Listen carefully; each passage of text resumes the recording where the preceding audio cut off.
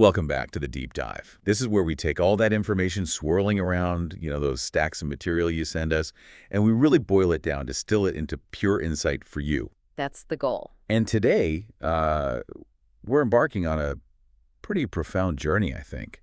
We're diving into a concept that's, well, it's ancient, but it feels incredibly relevant right now. Dharma. Absolutely. Timeless, really. Yeah. You sent us some fantastic source material, mainly drawing from the Bhagavad Gita, which is just packed with wisdom. So our mission today, let's unpack its teachings, duty, righteousness, the purpose of life itself. Big topics. Huge. Think of this as your kind of storyteller's guide, your shortcut to understanding a foundational idea that's guided millions for, well, millennia. We want to make it engaging, like a story unfolding. It is a great story. This deep dive is a fantastic opportunity, I think, because we're not just going to look at Dharma as some dusty old set of rules. Right, not just a list. No, more like a dynamic framework, a way to navigate life, find meaning. We'll trace it right back to its origins in the Gita, that conversation on a battlefield of all places. Which is an incredible setting in itself. Isn't it? And we'll see how these ancient dialogues can actually shed light on our modern problems, our own dilemmas. What's really striking is how practical the guidance is. Practical, yeah. Even if you're wrestling with those fundamental questions like, am I doing the right thing? What should I be doing? These texts offer real answers. Okay, so that's our goal, to tell the story of Dharma, peel back the layers, make it accessible, engaging, especially if this is maybe your first real look at it. So if you've ever wondered about your true calling, or maybe struggled with making the right choice, or just wondered, what does it mean to live well? Which is pretty universal. Exactly. Then you're definitely in the right place for an enlightening experience. This isn't just history, it's like a toolkit for living. Okay, let's dive in. Let's unpack this. All right, so our story, our deep dive into Dharma, begins, maybe surprisingly, on a battlefield. Imagine this scene. Charged atmosphere, impending war. Palpable tension. Totally. You've got two huge armies lined up, Right. facing each other. On one side, the Pandavas. On the other, their own cousins, the Kauravas. Family against family. Right. And the location isn't just some random field. It's described specifically the level country between the Jumna and Saraswati rivers, now Kurnool and Chind. But it's more than geography. Oh, much more.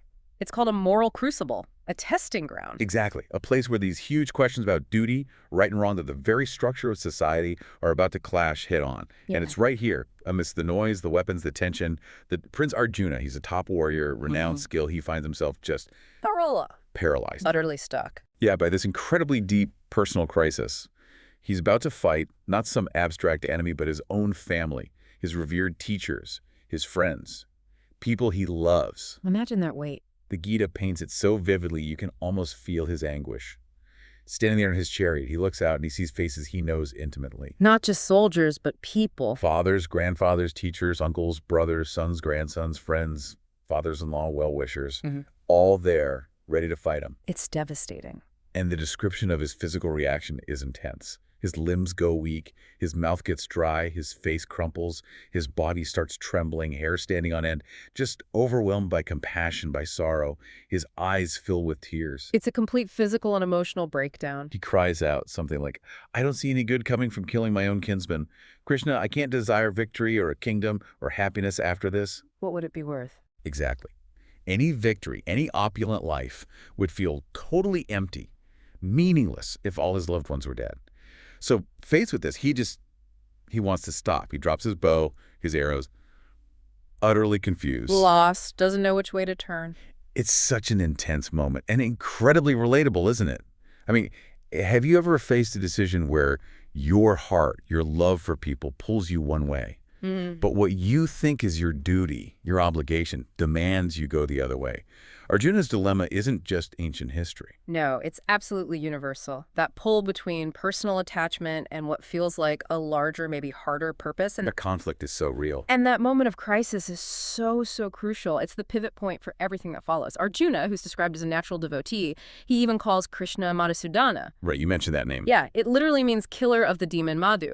But here, Arjuna isn't talking about a literal demon. He's implicitly asking Krishna to slay the demon of misunderstanding that's taken him over. The internal demon. Exactly. This confusion, this clouding of his judgment about his duty. It's a spiritual crisis, not just battle nerves. And it contrasts so sharply with the other side, with Duryodhana. How so? Well, Duryodhana was also stressed, apparently, but his worry was purely selfish fear of losing the war, losing his kingdom he'd wrongly taken. No compassion there, just material fear. Arjuna's is deeper, it's existential. Got it. Big difference. Huge. So Krishna sees Arjuna's suffering, sees it comes from this fundamental ignorance, this attachment to the temporary.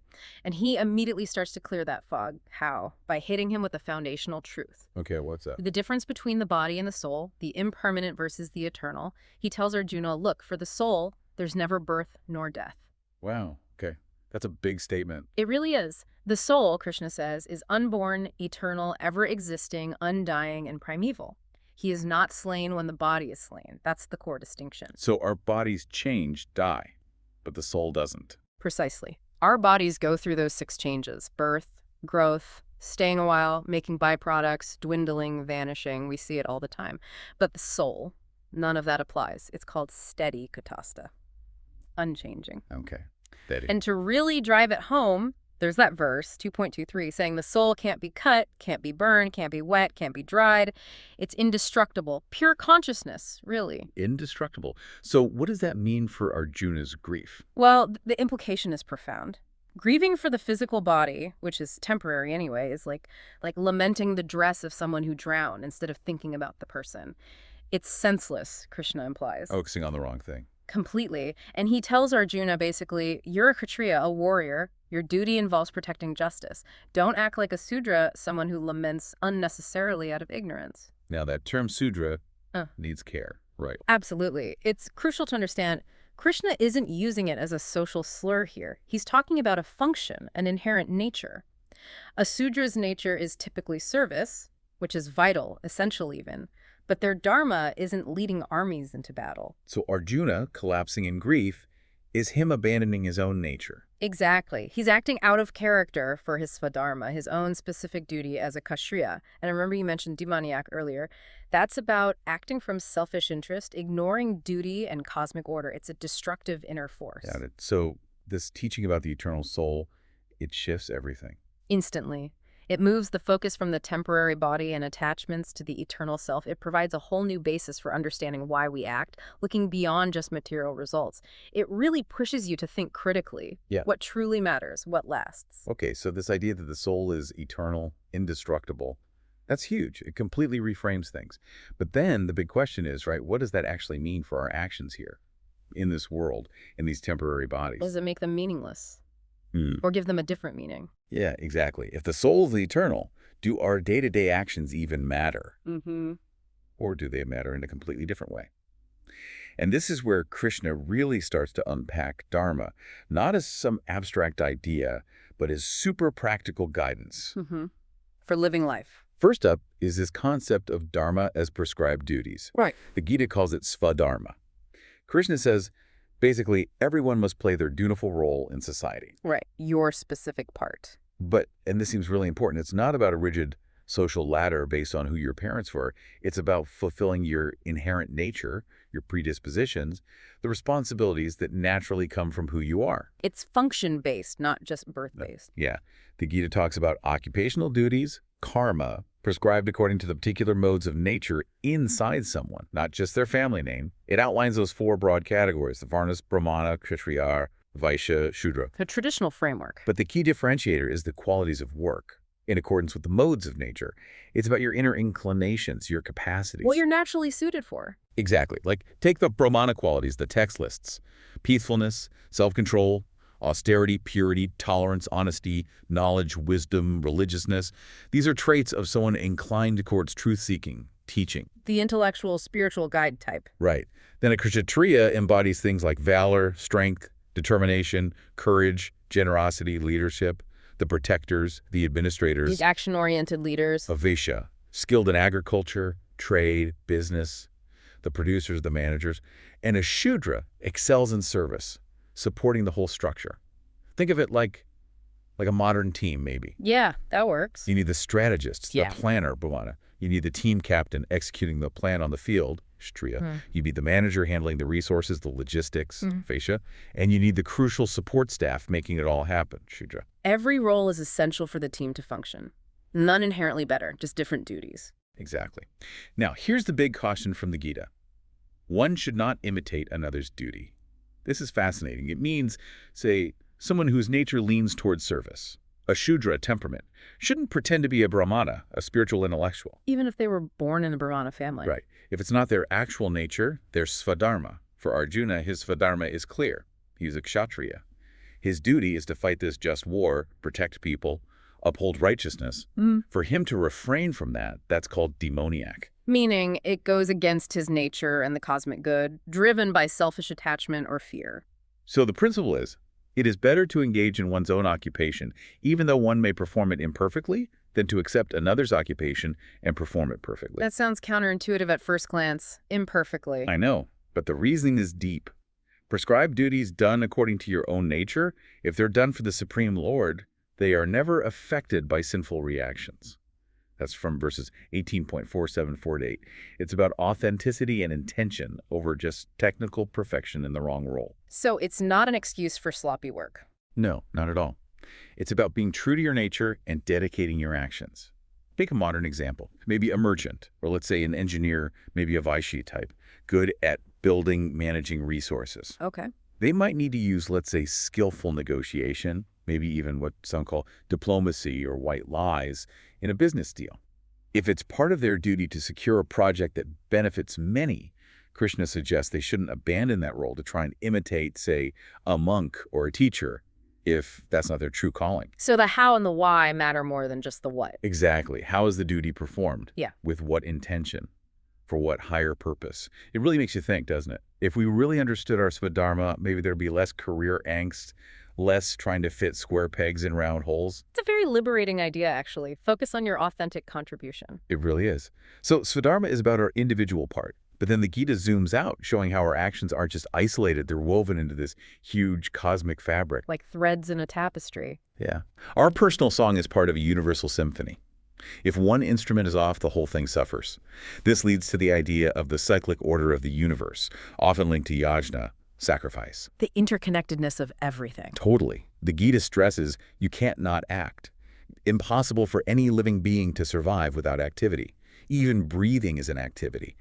We're designed for action, karma. Can't escape it. And the universe itself, it runs on this intricate cycle involving us, souls, matter, the deities, the Lord Almighty. Let's trace that cycle you mentioned earlier. It's quite something. It shows the flow. Okay, imagine rice growing. That feeds humans. Humans, understanding their place, offer prayers, live righteously, perform their duties. This invites divine grace. Which empowers their actions. Right. Those actions might include yagna, ritual sacrifices or offerings, maybe to deities like Parjanya, linked to sun and rain. Yeah. When the deities are pleased by our righteous conduct and offerings. They facilitate nature's processes. Exactly. They cause rain. Rain grows rice. Boom. Cycle complete.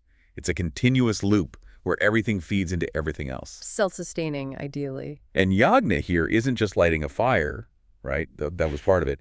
It's used metaphorically as defining different types of sacrifices. Offerings the effort, action, devotion for the greater good. In exchange, a giving back to the system that supports us. Yes, pleasing the forces that govern nature, so nature provides. But what if we break that cycle? What if we just take and don't give back, don't follow our dharma? The consequences are serious, according to the Gita. Verse 3.16 says, one who did not respect and follow this cycle of life is leading a wasteful life. Such people are interested only in pursuing sense pleasures, and they lead a sinful life. Ignoring this interconnectedness leads to chaos and anarchy. And imbalances we see today, environmental crises, pandemic. It feels incredibly relevant, like a warning across millennia. So what's the takeaway? Our actions aren't just about us. They ripple out. Dharma means understanding our place in this web, fulfilling our role, recognizing our dependence on nature and the divine, and acting accordingly. It's about conscious participation in the cosmic order. Okay, so building on that foundation, understanding our duty, our svadharma, and our place in the cosmic cycle. The Gita then lays out different paths, different yogas to help us actually do this. to align our actions with Dharma and reach, ultimately, self-realization. So ways to actually live this out. Exactly. Practical methods. And this brings up a key question one Arjuna himself asks. He gets a bit confused, saying Krishna is talking about both knowledge and action, and asks, essentially, which one's better? Which path should I follow? A very practical question. If there are multiple paths, which is the best? Right. And the Gita's answer is really insightful. It doesn't say this one path is the only way. Instead, it emphasizes a harmony of paths. Krishna explains that human life is specifically meant for self-realization. That's the goal. And you can get there through karma yoga, action, jnana yoga, knowledge, or bhakti yoga, devotion. Crucially, it says, both these paths, knowledge and action, lead to liberation. Both work. Yes. And the choice. It depends on one's innate nature, talent, and background. It acknowledges we're all different. We start from different places, have different strengths. So it's not one size fits all, thank goodness. Definitely not. There's a suitable path for everyone, as long as it's followed sincerely and with the right understanding. Let's unpack these a bit. Okay, let's start with karma yoga. Karma yoga. The path of action without attachment. This is centered on nishkama karma. What does that mean? Performing prescribed duties without expectations as an offering to the Lord himself. That's verse 5.10. Doing your job, but letting go of the results. Pretty much. You act with full skill, full diligence, fulfilling your dharma, but you internally renounce the fruits, the praise, the blame, the profit, the loss. The analogy used is beautiful. The lotus leaf? Ah, yes. Water on a lotus leaf. Exactly. Water beads up, rolls right off, leaves the leaf untouched, clean. Similarly, action done without attachment to the results doesn't create binding karmic reactions for the soul. Doesn't stick to you. Doesn't stick. The Gita says such a person will not be impacted by any sins accruing from actions and will obtain moksha, liberation. The true karma yogi, it says, is one who makes worship by work, acts unmoved by passions and unbound by deeds, setting results aside. That's incredibly powerful for, well, anyone working today. Or just living life. Isn't it? You can be fully engaged, do excellent work, but inwardly offer the results up. It transforms even mundane tasks into a spiritual practice. It's about your inner attitude. Okay, so that's action without attachment. What about jnana yoga? Jnana yoga, the path of knowledge. Now, this isn't just book learning. To start, you need to find a genuine teacher, someone who has truly realized divine spiritual knowledge. A real guru. Yes. And approach them with respect, humility, wanting to learn. It's about seeking profound truth, realizing your spiritual identity directly.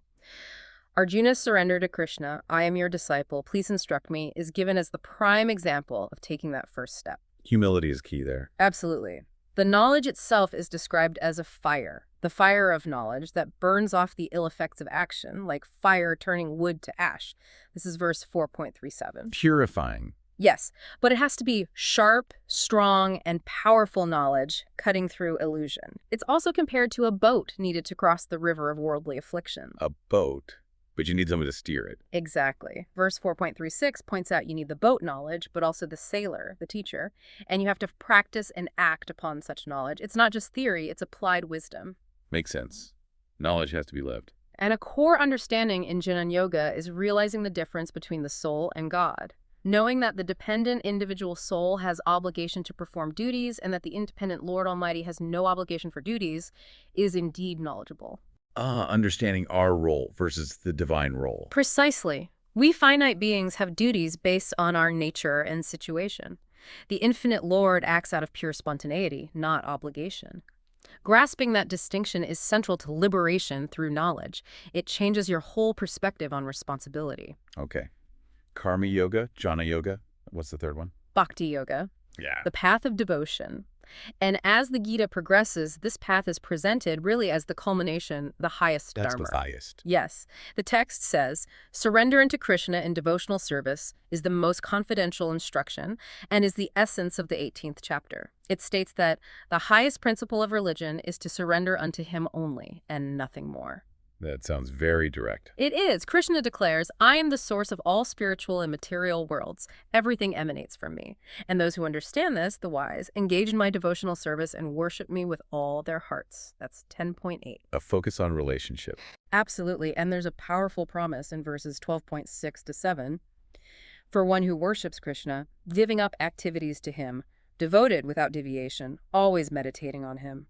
For him I am the swift deliverer from the ocean of birth and death. Swift deliver. That's quite a promise. It is. And this devotion needs to be pure, meaning service done favorably, out of love, without desire for material profit or gain through fruitive activities or philosophical speculation. It's not transactional, it's relational. Love and service, not getting something back. That's the essence. So while the Gita validates different paths based on our nature action, knowledge, it ultimately points to bhakti as perhaps the most direct and encompassing, integrating the best of the others through a loving connection to the divine. It's presented as the soul's natural inclination. Okay, so we have these paths as action, knowledge, devotion. Yeah. But you mentioned earlier that Dharma isn't just about what we do externally. It's deeply connected to our internal state, right? Our character, how we handle those inner forces.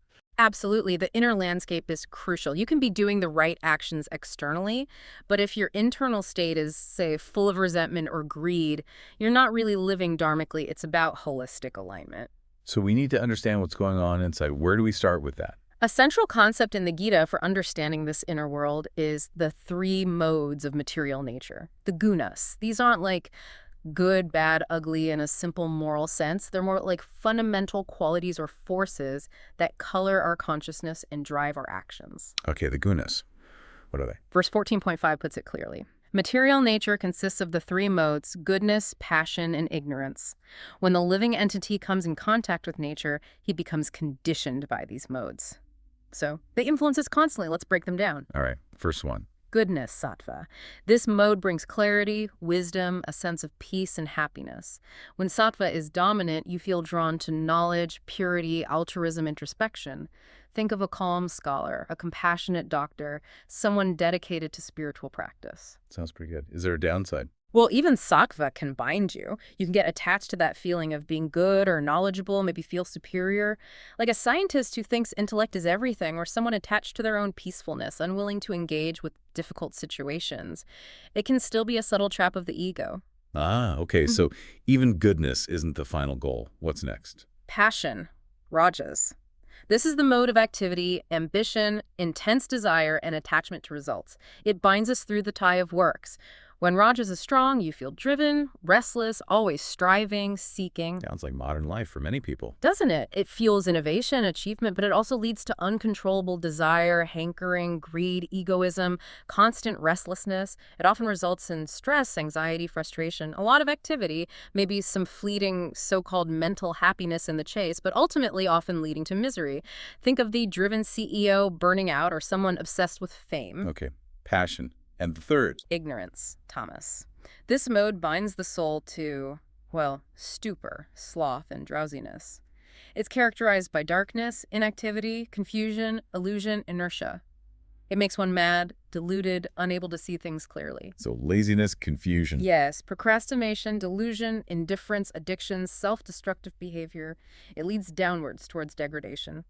The Gita even uses the example of animal killing, especially cows, as arising from the grossest ignorance, a total lack of understanding of life's sacredness and interconnectedness. Wow. Okay, so goodness, passion, ignorance.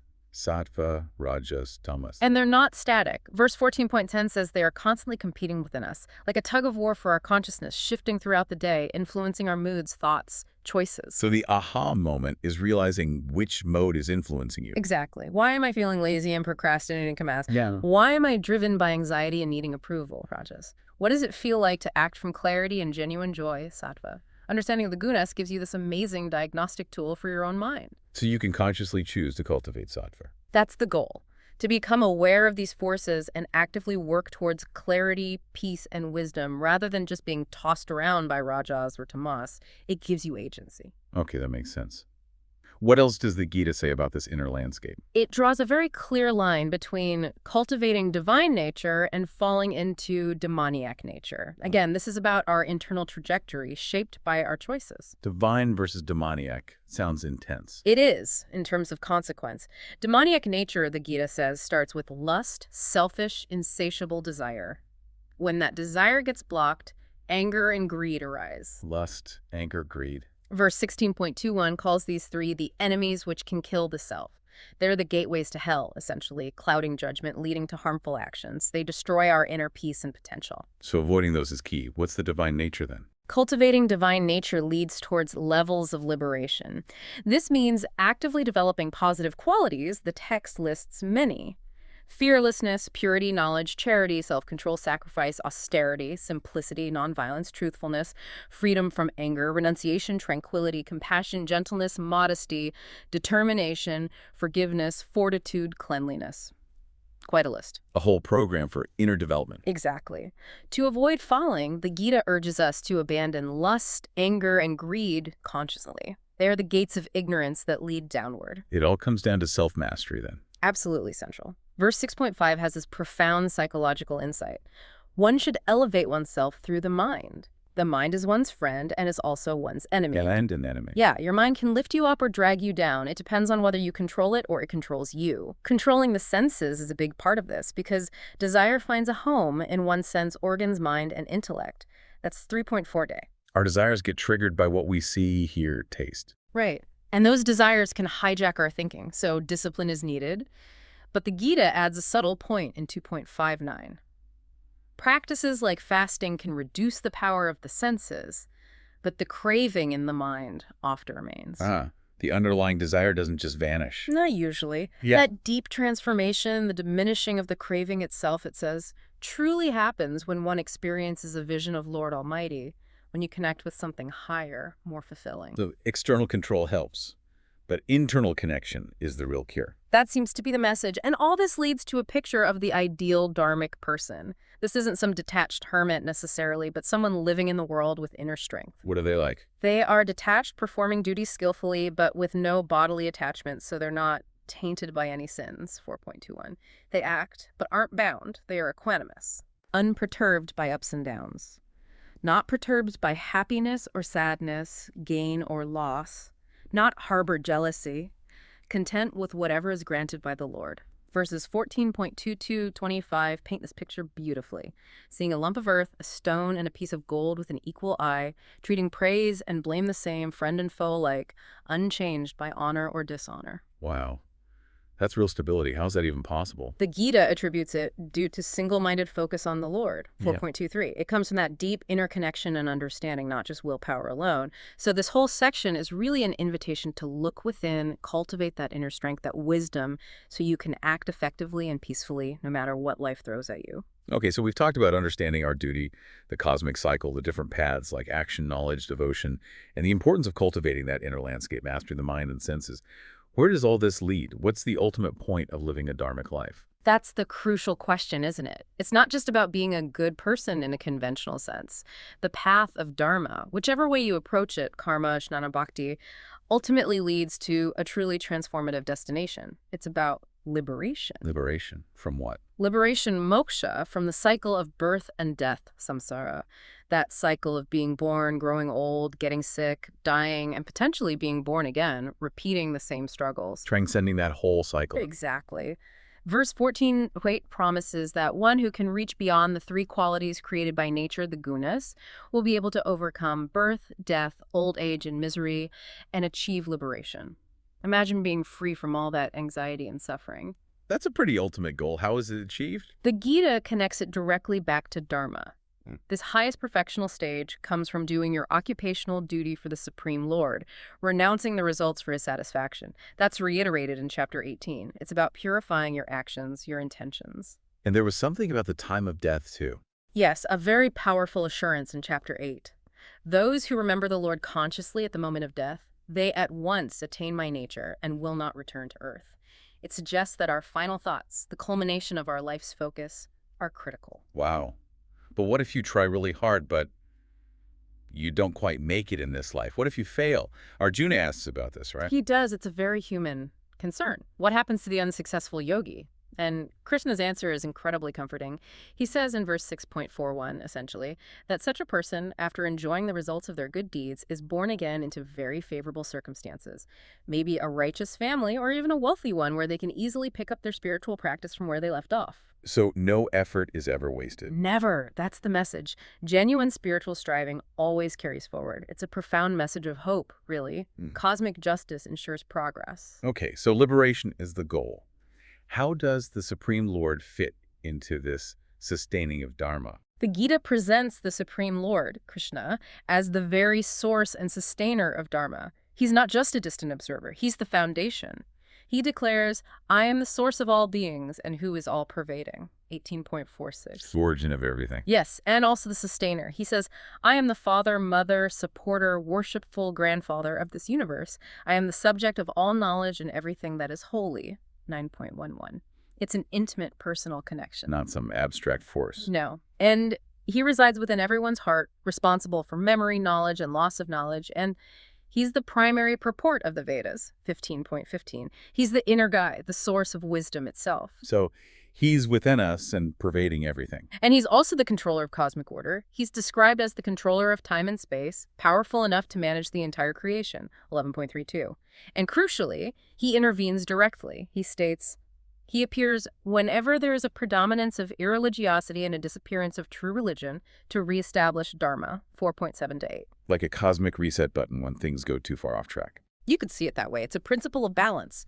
So this whole perspective gives immense purpose and reassurance.